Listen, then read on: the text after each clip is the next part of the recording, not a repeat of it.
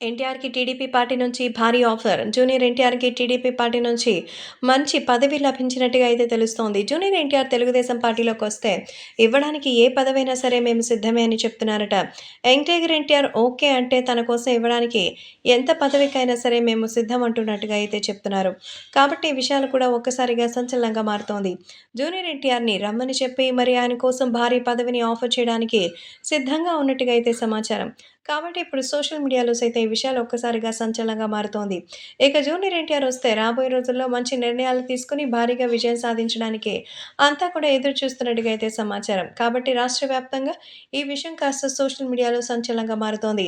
Junior NTR Telugu Desam పార్టీలోకి వచ్చి ప్రచారం చేసి తెలుగుదేశం పార్టీ విజయానికి దోహదపడితే ఆయనకి ఇవ్వడానికి ఎంత పెద్ద పదవైనా సిద్ధమేనని ఓపెన్ ఆఫర్ ఇచ్చారట నారా చంద్రబాబు నాయుడు. ఈ విషయాన్ని ఆయనే సొంతంగా తెలియజేశారు. పదవుల కోసం ఎన్టీఆర్ హెల్ప్ చేయరు. డబ్బుల కోసం సరే సరే. ఎన్టీఆర్ కేవలం తన వంశగౌరవం, తన కుటుంబానికి సంబంధించిన పరువు ప్రతిష్ట, తన స్టేటస్ ఇవే చూసుకుంటారు. ముఖ్యంగా ఇప్పుడు తెలుగుదేశం పార్టీ భవిష్యత్తును నిలిపే ప్రయత్నంలో తను చేయగలిగినంత చేస్తానని చెప్పి మరి జూనియర్ ఎన్టీఆర్ చెప్పడంతో ఎంతో ఆనందంగా ఉన్నారట టీడీపీ శ్రేణులు.